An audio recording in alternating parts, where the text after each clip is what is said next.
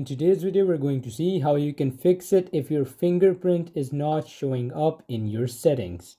So first of all, you just need to make sure that you have a phone that supports fingerprint.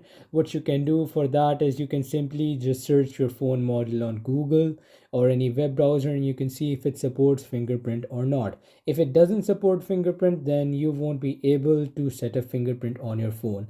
Now, if you support your fingerprint and you can't see it or it's not showing, so what you can do is you might have not enabled it, so you have to go to settings. In settings, if you cannot find fingerprint, what you can do is simply on the search bar right here on your top right corner, you'll press, and from here you'll just simply search fingerprints. As you can see right here, you can see fingerprints on top. And here you'll see all of these options where you'll see that if you have face recognition, you can get that as well. Otherwise, you can see the second option, which is fingerprints. What you'll do is you'll click on this fingerprints option and then you will find your fingerprints and you'll be able to use it on your phone.